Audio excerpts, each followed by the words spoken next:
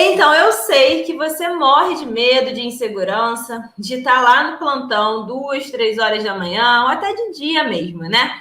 E chegar aquele paciente atropelado, aquele paciente com queda, não tem ninguém para te ajudar, só o auxiliar que vai estar mais perdido do que você, porque na maioria das vezes eles estão perdidos também, tanto quanto vocês, e você está com medo de errar, de fazer alguma besteira, de não saber atender aquele paciente, de fazer alguma coisa e piorar a situação desse paciente, de fazer alguma coisa e errar e acabar fazendo com que esse paciente venha ao óbito por conta desse erro, tá? Eu sei que você tem esse medo, porque eu também já tive quando eu estava recém-formada, tá? Hoje em dia eu tenho uma maior facilidade para lidar com o traumatismo. Com as emergências, né? Com um paciente atropelado, eu tenho uma maior facilidade, eu gosto dessa área, inclusive. Então, mas no começo eu também morria de medo, gente. Eu morria de medo também. Afinal de contas, se você tem medo, você tá certo, tá? Você tem consciência que você está lidando com uma vida, tá bom? E não com qualquer coisa. Você está lidando com uma vida que vai depender de você. E sim, o que você fizer e o que você não fizer pode fazer com que esse paciente melhore ou piore o quadro dele, tá? Então, 4 dicas para vencer a insegurança no atendimento de um paciente politraumatizado. Quem já esteve num plantão e atendeu algum paciente aí atropelado, ficou perdido, não sabia o que fazer, ficou com medo e acabou fazendo alguma besteira? Numa pesquisa que eu fiz, uma pessoa respondeu falando que ela não fez uma toracocentese, encaminhou essa toracocentese para fazer em outro lugar e o paciente acabou vindo a óbito, tá? Então, esses procedimentos você tem que saber realizar, porque ele vai salvar a vida do seu paciente, tá? E aqui, o primeiro ponto que a gente tem que lembrar, que eu quero falar com vocês, é o quê? Onde eu vejo que as pessoas mais erram no atendimento de um paciente politraumatizado. Paciente politraumatizado, ele precisa de um atendimento preciso, de um atendimento rápido, preciso e seguro, tá? Qualquer deslize, qualquer espera a mais do que o necessário, esse paciente pode vir a óbito, tá? E o que eu vejo de maiores erros no atendimento de um paciente politraumatizado? Primeiro, você, veterinário, fica perdido, não sabe o que fazer, fica perambulando para lá e para cá, e aí pega, olha o paciente, fica, ai meu Deus do céu, o que eu faço agora? O que eu tenho que fazer? E aí vai procurar um umbu, não sabe onde está o umbu, e aqui entra no segundo erro, porque está uma zona na sala, tá uma zona na sala de atendimento, ou na sala de emergência, ou na internação, e ninguém sabe onde está nada, tá? Então, gente, a primeira dica para você conseguir ter um bom atendimento de um paciente politraumatizado é o quê? Saber o que você tem que fazer. E o que você tem que fazer num paciente politraumatizado? Fazer o ABC do trauma, tá? A segunda dica é deixar... Calma que tem muito mais coisa, né? Só porque eu falei que tinham 4, já dei 2, que não.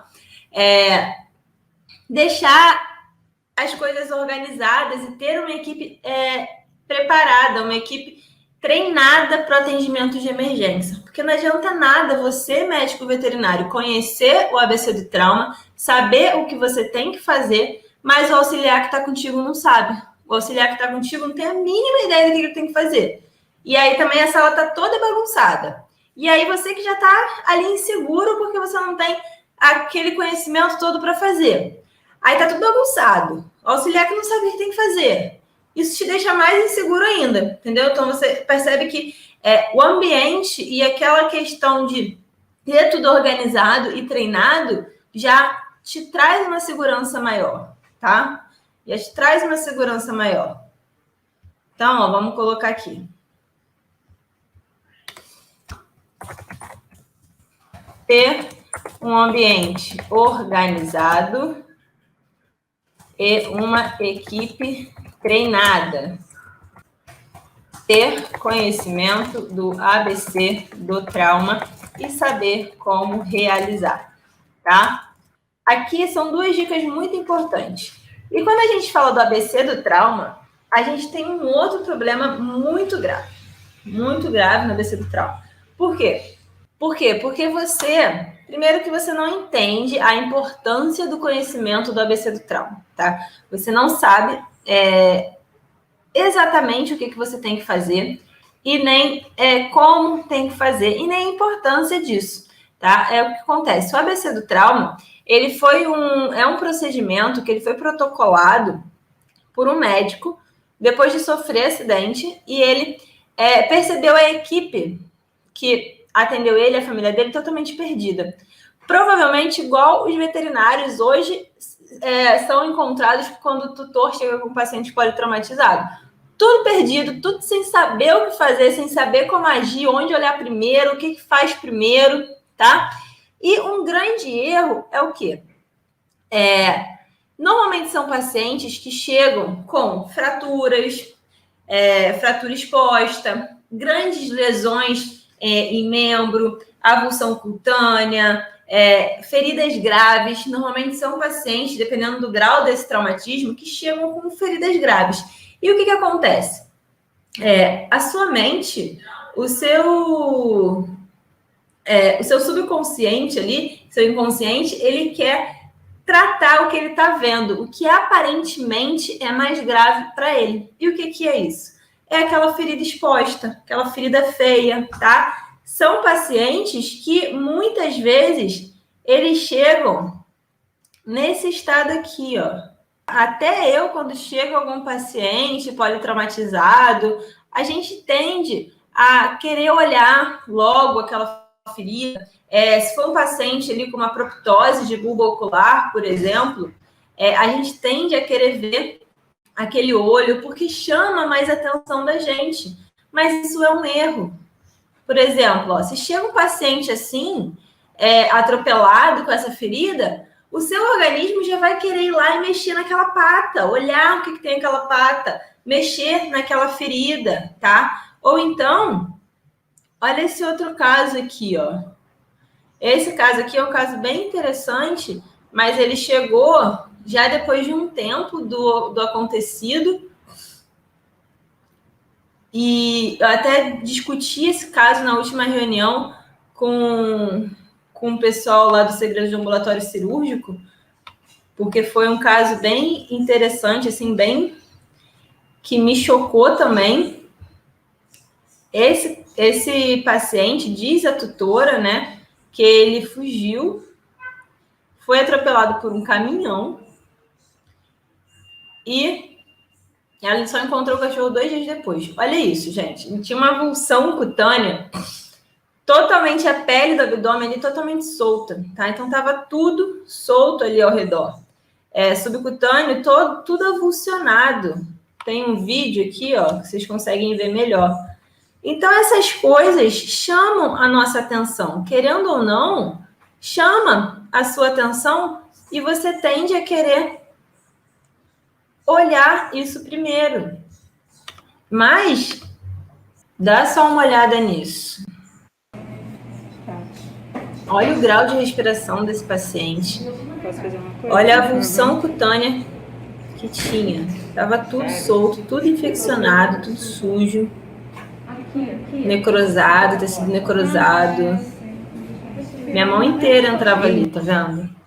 Então, essas coisas são comuns de chegarem no nosso atendimento quando a gente tem um paciente politraumatizado. O paciente politraumatizado, ele tende a chegar assim. E você tende a ver aquela lesão primeiro, porque te chama mais atenção e seu inconsciente acha que aquilo dali é mais grave. Mas não é, tá? Não é. E é por isso que o ABC do trauma ele foi feito. Por quê? Porque ele segue uma sequência lógica de raciocínio, tá? Então, ele segue ali para você começar a fazer o tratamento do que mata o paciente mais rápido para o que pode esperar, tá? Então, se pode esperar, esse paciente pode viver sem uma pedra? Se sem uma pata, por exemplo? Pode. Ele pode viver sem um olho? Pode. Com certeza, tá? Isso não vai matar ele ali na hora do seu atendimento. Então, na hora que chega um paciente politraumatizado, você tem que esquecer aquilo que está chamando a sua atenção. Esquece. Esquece aquilo que está chamando a sua atenção, tá? Por quê? Porque não é o que vai matar ele mais rápido, isso pode esperar. E, inclusive, isso daí é a última parte do ABC do trauma. É lá no ABCDE do trauma, que é a parte de exposição, que é onde você vai ver feridas, fraturas, as lesões externas, tá? Então, vamos completar aqui nosso arquivo. Então, aqui, ó, no ABC do trauma, que a gente tem o veterinário tende a querer olhar o que está chamando mais a atenção, ou seja, feridas graves, lesões, proctose do bulbo ocular, e etc, tá? Porém, não é isso que vai matar o seu paciente no momento do atendimento emergencial, tá, gente? Outra coisa, você tende também a já querer colocar esse paciente no acesso. Então, outro ponto de erro aqui é você vai primeiro olhar aquela lesão, aquela fratura, e aí depois você já quer colocar esse paciente no acesso. Não, tá? Não. Você não vai colocar esse paciente no acesso. Por quê? Porque colocar no acesso está lá na parte do C, na parte de circulação, que é o quê? Onde você vai ver se tem hemorragia, se tem perda de sangue, você vai colocar ele na fluidoterapia, você vai fazer bolos, vai fazer um controle ali, se ele tiver com hemorragia ativa, fornecer sangue, controlar a fluidoterapia, nesse momento, no C. Então, é nesse momento que você vai colocar ele no acesso. Não é assim que ele chega. E isso faz parte do desespero do veterinário, tá? Por quê? Porque ele acha que precisa colocar esse paciente no acesso o quanto antes. E não, você não precisa colocar ele no acesso o quanto antes. Por quê? Porque não estar no acesso demora mais para matar do que ele não respirar, tá? Então, sempre focar na ordem cronológica do ABC do trauma. Porque o trauma ele tem uma ordem para levar esse paciente ao óbito. E não é a ordem da sua cabeça, não é a ordem que você acha o correto, tá? Então, ó, querer... Eita. Já colocar esse paciente no acesso assim que chega. Porém, o acesso está relacionado ao C do ABC do trauma, tá? Então, aqui são alguns erros que eu percebo que existem ter um ambiente desorganizado aqui. Deixa eu botar aqui, ó. Erros no atendimento do paciente politraumatizado. Raciocinei errado aqui. Pronto. Ter um ambiente desorganizado e uma equipe destreinada. Não ter o conhecimento do ABC do trauma. E aí, quando você não tem conhecimento do ABC do trauma, você faz isso daqui. Você tende a querer olhar aquela ferida que está chamando mais atenção, a querer já tratar, a querer mexer naquele olho que você está vendo para fora, fazer o que está chamando mais atenção para o teu organismo, tá? Para o teu cérebro. E já colocar esse paciente no acesso também é um erro, tá? Eu acho que os principais erros estão relacionados a isso, a essa questão de não saber, principalmente não saber o que fazer com esse paciente politraumatizado, tá? Vocês estão entendendo, gente? Você nunca mais vai ficar frustrada de não conseguir fazer o procedimento, do paciente morrer no seu atendimento e você não conseguir fazer nada, porque você vai conseguir fazer. E aí, como que você vai fazer, então, para ter a segurança que te falta no atendimento de um paciente politraumatizado, tá? Porque é isso que vocês querem saber, né? É isso que você quer saber. Como fazer para ter a segurança no atendimento de um paciente politraumatizado.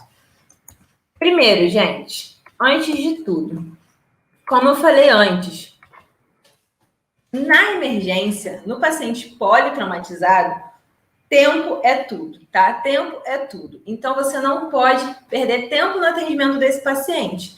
E quando eu falo que você não pode perder tempo, você não pode perder nem 30 segundos, tá? Quanto antes de você agir, melhor para esse paciente. Então, a primeira dica, muitas vezes, não vai ter muita relação com você, que não trabalha para você na sua clínica, né? Mas o ideal é que você tenha o quê? Um consultório, um ambulatório, uma emergência, enfim, onde ficar esses materiais que precisam ser usados no atendimento emergencial, traqueotubo, ambu, gelco, equipo, soro,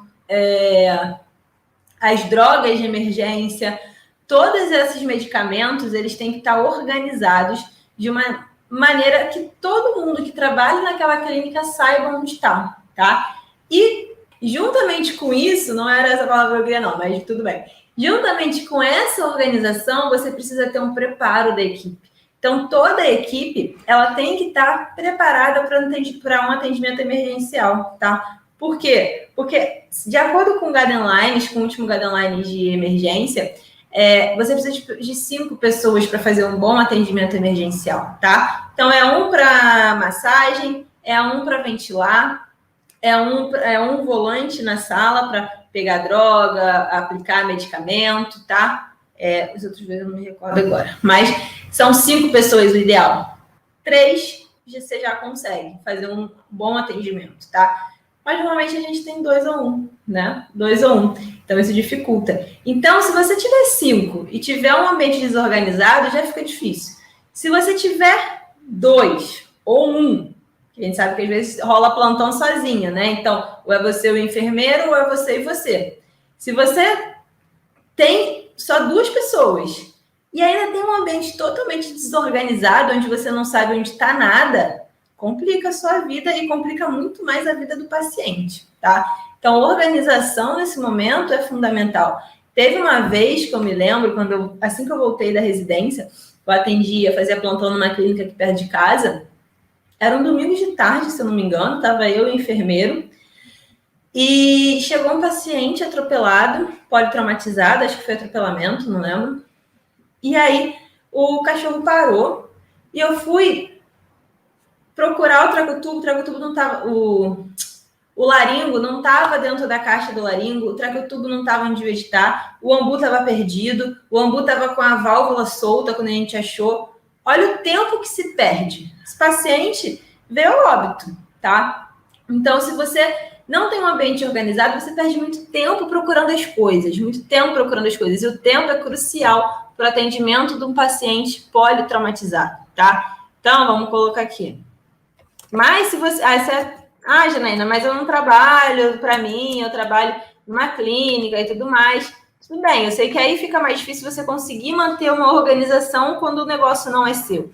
Mas você tem que, quando você chegar no seu plantão, pega ali o que tem que ser mais usado em emergência e deixa tudo separadinho do seu jeito, pelo menos no seu plantão. Que aí, pelo menos no seu plantão, quando chegar algum paciente em emergência, você sabe onde estão as coisas, tá? E aí já adianta bastante, já ajuda a salvar a vida desse paciente, tá? Então,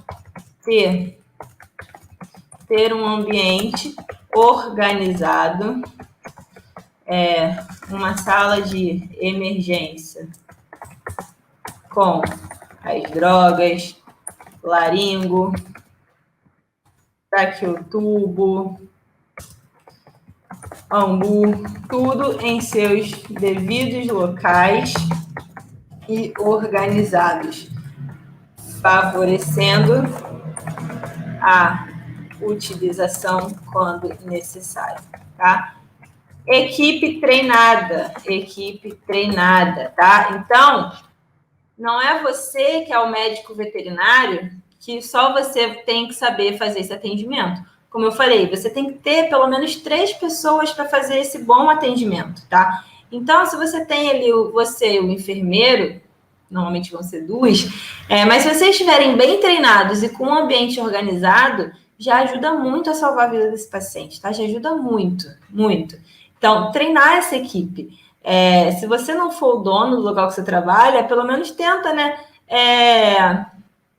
Conversar com o dono de fazer um treinamento. Isso seria muito bom se todos os lugares tivessem um treinamento sobre emergência, tá? Porque é assim na medicina humana, é tudo protocolado, certinho. Chega uma emergência, todo mundo sabe o que tem que fazer, todo mundo faz certinho, todo mundo tem o passo a passo do que tem que ser feito. E isso salva vidas, tá? Isso salva vidas. Essa organização, essa equipe treinada faz diferença na hora de você salvar ou não a vida do seu paciente, tá? Isso daqui é extremamente essencial e fundamental, tá?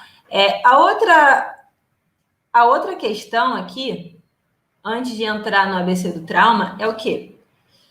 Muitas vezes o paciente chega para você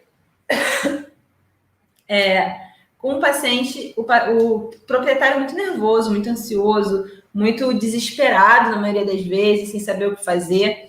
E aí ele busca no veterinário, né, alguém que saiba o que fazer para ajudar aquele cachorro ou gato, salvar a vida daquele serzinho dele, né? E aí chega na clínica veterinária e o veterinário está mais perdido do que ele, está mais desesperado, mais nervoso do que ele. Qual é a credibilidade que você passa para esse responsável? Nenhuma. Nenhuma, né? Então, assim, uma coisa. Quem tem que estar nervoso, desesperado, não é você, é o tutor, tá? Você tem que passar, por mais que você esteja por dentro nervoso por aquele atendimento, ansioso, inseguro, você não pode demonstrar isso, tá? Você não pode demonstrar essa insegurança. Porque se você demonstra essa insegurança, sua credibilidade vai lá para baixo e o tutor fica, caraca, será que ele vai conseguir fazer alguma coisa? E o tutor vai ficar mais desesperado ainda, tá? Então, uma coisa que muita gente faz errado também é fazer esses tipos de atendimento com o tutor do lado, com o tutor na sala, tá? Isso daí, quando você faz isso, te deixa mais nervoso ainda, tá? Te deixa mais inseguro, porque o tutor vai estar ali chorando, desesperado, nervoso, berrando às vezes. E aí, essa tensão toda no ambiente te deixa mais nervoso, tá? Te deixa mais nervoso e aí você fica mais... Você trava, você não sabe o que fazer e aí aquele paciente vai virar óbito, porque tempo é crucial no atendimento emergencial, tá? Então, uma coisa que eu gosto sempre de falar é para qualquer coisa, seja na emergência ou seja até mesmo na realização de um procedimento mais simples, aí uma sutura, não sei, tá? Pede para esse tutor sair da sala.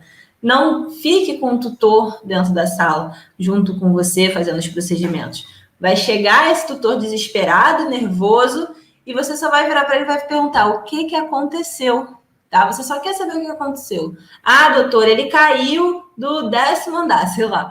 Ah, doutor, ele estava atravessando a rua e o carro pegou ele. Ah, doutor, a moto bateu nele. Ah, brigou com outro cachorro.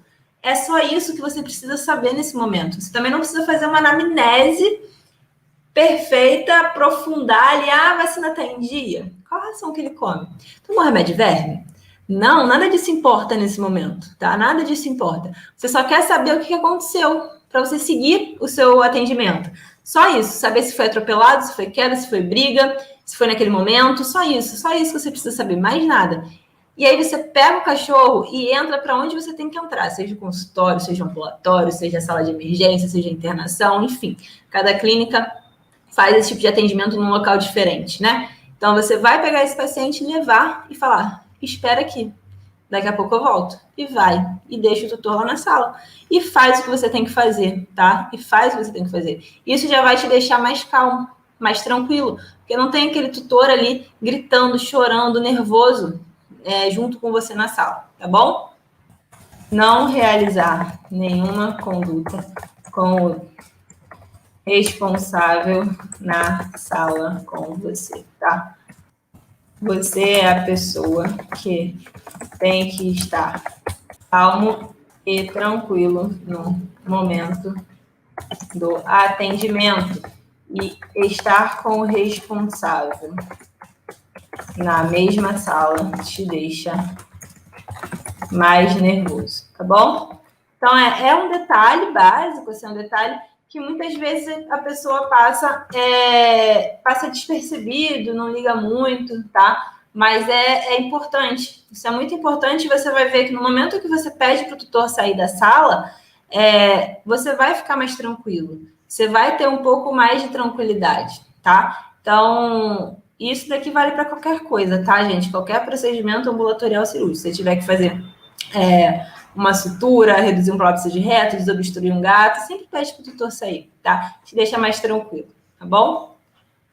E aí, gente, vamos então para o próximo tópico, que é o quê? Você tem que saber, você tem que ter o conhecimento do ABC do trauma. Já falei aqui algumas coisas, que olhar a fratura é a última coisa que você vai fazer, colocar no acesso ali a terceira coisa que você vai fazer, tá? Então, por que é importante? Qual que é o maior benefício do ABC do trauma?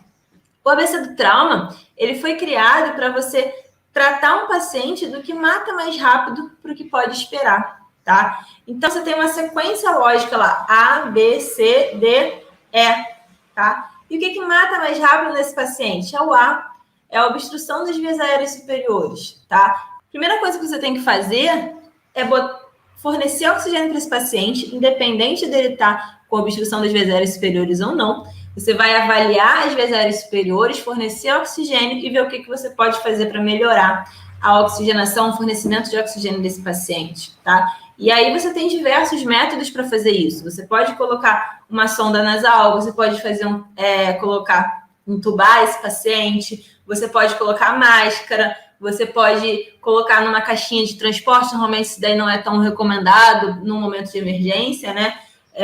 E você pode fazer a punção cricóide, a cricotireoidostomia no momento onde você tem obstrução das vias aéreas superiores, tá? Então, isso é o que vai matar mais rápido o seu paciente, tá? E se você não seguir o ABC do trauma, ele vai virar óbito mais rápido. Então, se você pegar e for lá e for olhar aquela ferida, aquela fratura exposta, e esquecer das vias aéreas superiores, você pode ter um paciente que está com fratura em face, que está cheio de secreção, cheio de coágulo em seios nasais, e vai acabar vindo a óbito. Por quê? Porque ele não está conseguindo captar oxigênio, não está oxigenando o sangue e não tem oxigênio circulando no organismo. E ele vem a óbito, tá? Por falta de oxigênio.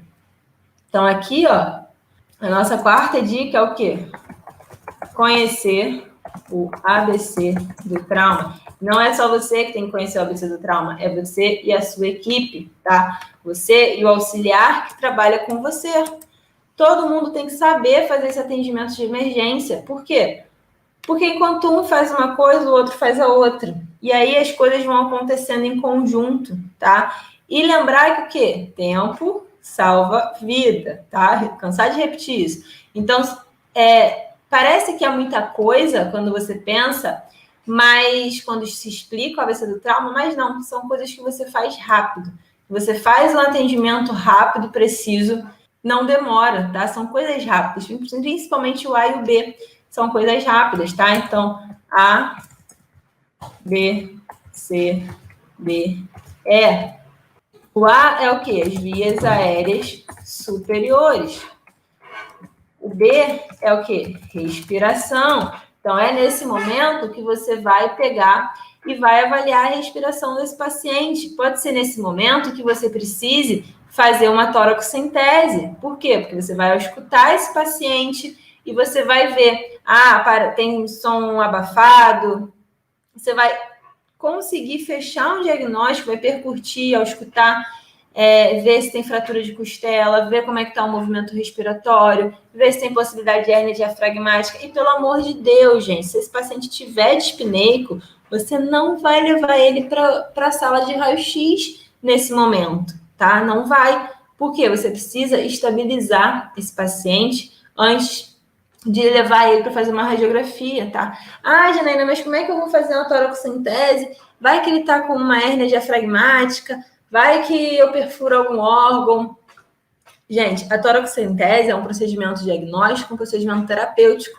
E no momento de um paciente em emergência, com dispneico, né, uma emergência torácica, uma das suspeitas é o hemotórax e o pneumotórax, tá? As outras suspeitas são o quê? Contusão pulmonar, hérnia diafragmática e fratura de costela, tá? Então, a fratura de costela você descarta fazendo uma boa palpação.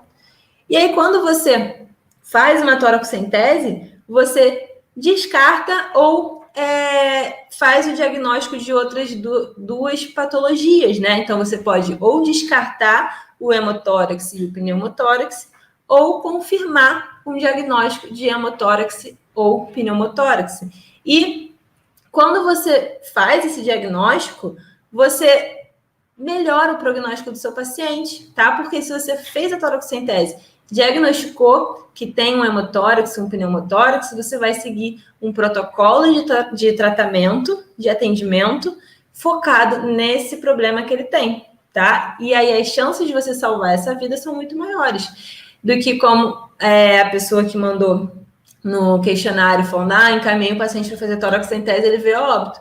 Sim, possivelmente, por quê? Porque ele tinha um hemotórax, um pneumotórax, e, gente, você atendeu, você tem que fazer, tá? Independente, você sabendo a teoria, você consegue fazer, tá? Você consegue realizar, tá bom?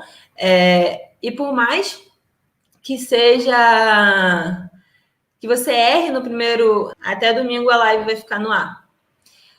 Por mais que você erre nesse primeiro atendimento, na primeira vez que você vai fazer, tá tudo bem. Tá tudo bem errar. Melhor se você não fizer, que aí você nunca vai errar e você nunca vai melhorar, tá? O erro tá relacionado com a curva de aprendizagem, tá? Recentemente eu estava postando nos meus stories, né, o livro que eu tô lendo, gente, eu não consigo terminar de ler esse livro. É um livro bem pesado, é uma leitura bem pesada, é aquele Sem Causar Mal. E aí, com várias atividades, eu acabo não lendo. Mas ele relata ali diversos erros realizados por ele, realizados por colegas. E uma coisa que ele fala, é um neurocirurgião humano, né? É que um neurocirurgião bom, um bom neurocirurgião, ele tem para trás uma fila de pacientes que ele deixou... como é que se diz? Não é inviável, né? Incapacitado. Uma fila de pacientes que ele deixou incapacitado porque erraram, tá? Então, o erro faz parte da curva de aprendizado. Se na medicina humana é assim, quem dirá na medicina veterinária que a gente tem muito menos tempo de aprendizado, né? Eles fazem aí anos e anos de residência para poder sair como um especialista e tem prova de título e isso e aquilo. Então, o melhor é que você erre agora. Agora, quando você está formando, quando você está no começo da sua carreira, tá? Porque se você for errar, se você tiver 20 anos de formado e você ainda não souber fazer um monte de coisa, e aí você vai começar a sua curva de aprendizado com 30 anos de formado, é mais complicado, tá? Então, quanto antes você errar, vai ser... Quanto antes você errar, antes você vai acertar, tá? Então, mais recentemente você vai salvar mais vidas, tá bom? Então, voltando aqui, que eu entrei na parte psicológica, que vocês precisam, gente, vocês precisam vencer essa insegurança. Então, respiração. Vou botar aqui, avaliar se existem fraturas em ossos da face, coágulos e secreções em seios nasais e fornecer oxigênio. Independente se esse paciente está dispneico ou não, você vai fornecer oxigênio para ele, tá? Fornecer oxigênio, seja por máscara de oxigenação, seja por sonda. A sonda nasal normalmente é para quando esse paciente já está mais estável, né? Veterinária a domicílio. Por sonda nasal, punção cricoide ou cricotireoidostomia, tá? Então, independente desse paciente está com dispneia ou não, você vai fornecer oxigênio para ele, tá? E aí você tem que dar teus pulos e saber fornecer oxigênio para ele da melhor maneira possível, tá bom? Respiração. Então, aqui, ó, você vai avaliar movimentos respiratórios, presença de ar ou líquido na cavidade torácica, presença de fratura de costela ou hérnia diafragmática.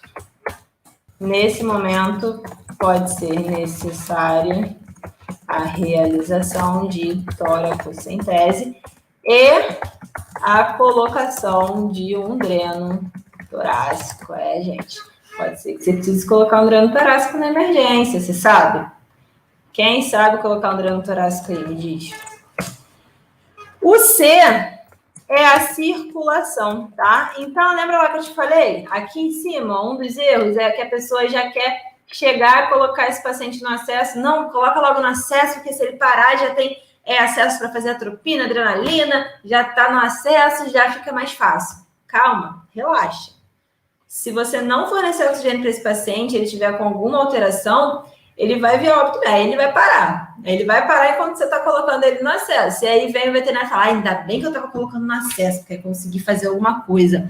Mas possivelmente, se você tivesse avaliado aquela via aérea superior anteriormente, ele não teria parado, tá? Então, seguir o ABC do trauma é fundamental para você ter um bom atendimento nesse paciente, tá? Então, é só agora que você vai colocar ele no acesso. É só agora no C, na terceira etapa do ABC do trauma, tá? Não é lá no momento que ele chega no seu atendimento. Não, tá? Calma, fica calma, tranquilo. Segue o passo a passo, tá? Só seguir. É só seguir o passo a passo que vai dar tudo certo. E você tem que ter esse passo a passo muito claro na sua mente, sabe? Se possível, sei lá, imprime e cola na parede da internação da sala de emergência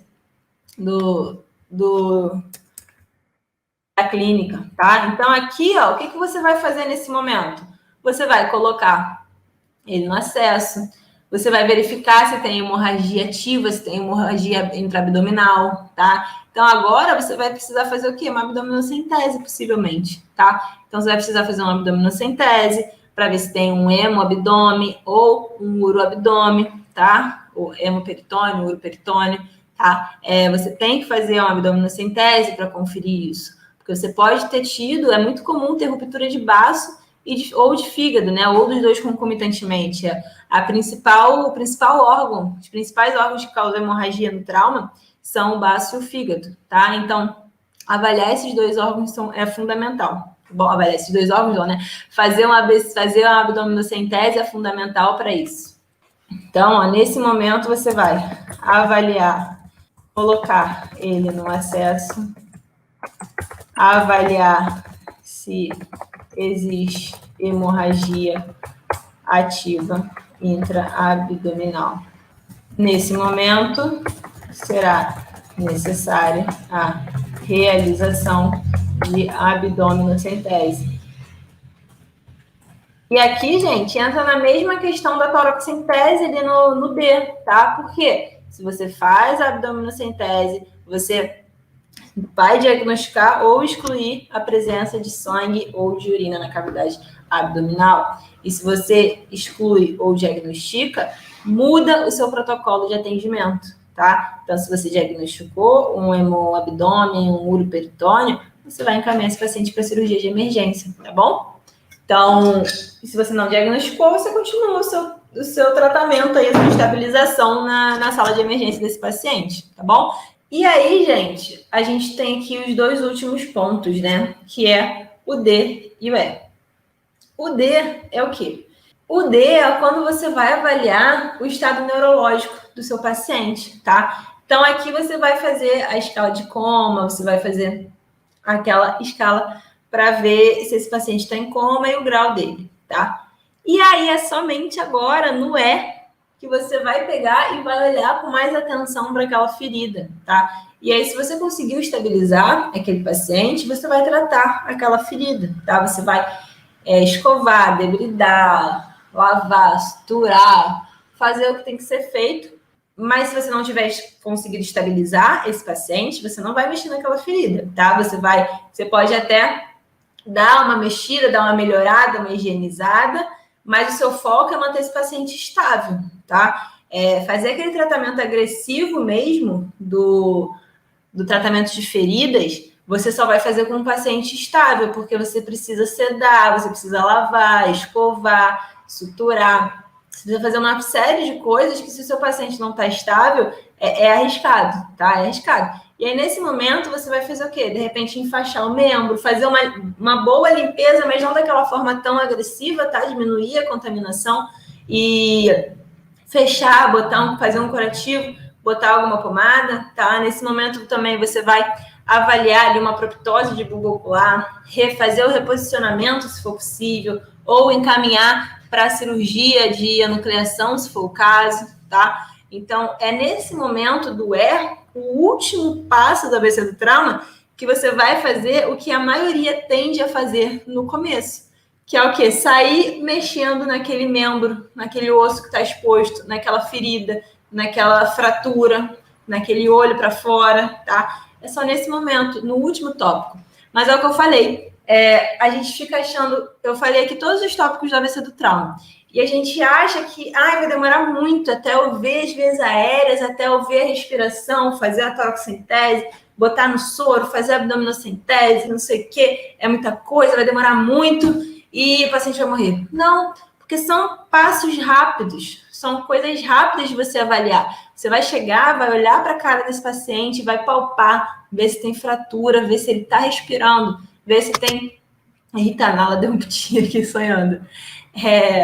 Ver se tem secreção, se tem coágulo, se tem obstrução das vias aéreas superiores, é coisa rápida. E aí você já parte para escutar, palpar, toracocentese, e você já parte para parte de colocar no acesso. São passos rápidos, tá? São coisas rápidas. Como eu falei, o tempo é precioso num momento de atendimento de emergência, tá? Então, vamos complementar aqui. Então, o D é analisar o estado neurológico do paciente.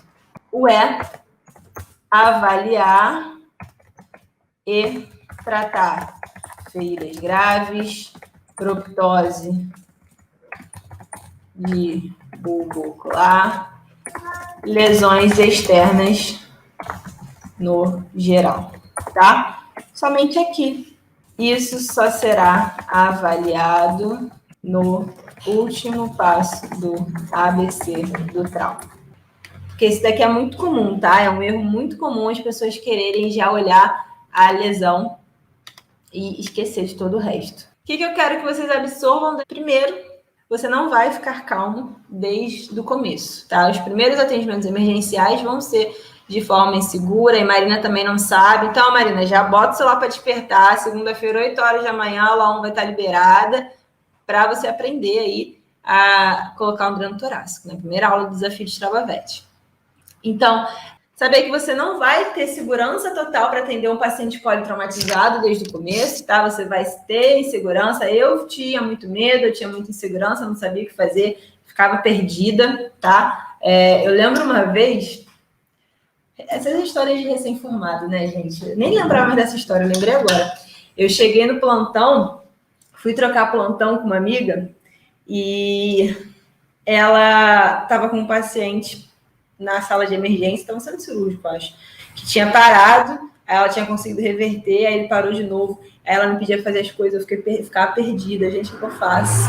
O que eu faço? Eu tinha vergonha, eu não queria falar, que eu não sabia o que fazer, aí eu ficava perdida, e aí, assim, um caos. Trágico. Então, assim, também não tenho vergonha de falar que não sabe, tá? Principalmente se você tiver com outro veterinário, tá? Não vai falar isso pro tutor. Mas se tiver com outro veterinário, fala, não sei o que eu tenho que fazer, me ajuda, tá? E aí ele vai te orientando, te dando os passos, e aí todo mundo trabalha junto e salva esse paciente, tá? Eu lembrei agora desse caso, nem lembrava disso. Saber que você vai errar é normal, todo mundo errou, todo mundo erra. E faz parte da curva de aprendizado, tá? Botar o tutor para fora, o responsável para fora, a não ser que você seja a Vanusa, que trabalha sozinha, aí complica. Aí você precisa do tutor para te ajudar. Aí você vai ter que, não sei, partir para uma meditação, partir para outra coisa. Complicado. Gente, a Nala tá roncando aqui do lado. Botar o tutor para fora, manter a calma, treinar a sua equipe, treinar o enfermeiro que está com você e ter um ambiente de emergência organizado, com tudo separado, as ampolas, as drogas de emergência, ambu, laringo, tracotubo, e saber esse passo a passo do ABC do trauma, tá? Isso daí vai diferenciar se o seu atendimento vai ser bom ou se o seu atendimento vai ser ruim, tá? Se você vai salvar ou não esse paciente. Se você vai sair comemorando que salvou esse paciente ou se você vai sair frustrado, chateado, péssimo, deprimido por não ter conseguido salvar a vida desse paciente. Se você não conseguiu salvar a vida desse paciente, você vai, pelo menos, saber que você fez realmente tudo que estava ao seu alcance. E não que você, aquela coisa, né?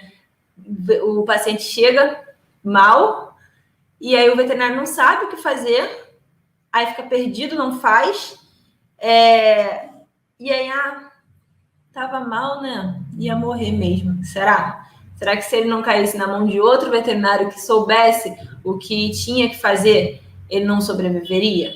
Tá? Então, ter consciência disso, tá? Saber se realmente você fez tudo que você podia para aquele paciente ou se a sua insegurança falou mais alto e você não fez tudo que você deveria e ele morreu por causa disso, tá? Ele tem um cérebro assim na frente, com a mão assim. É bom, mas é pesado, é uma leitura pesada, é uma leitura bem pesada. Tanto é que eu tô há tempos lendo ele, porque eu só paro para ler à noite, aí à noite começa a ler aquela leitura pesada e aí não dá. Mas ele traz muitos ensinamentos, tá? Principalmente de convívio em equipe, de que todo mundo erra, que os médicos se unem, enfim. Traz muitos ensinamentos muito legais.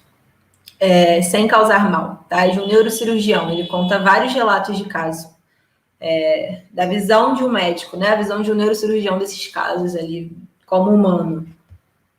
Tchau, Beth.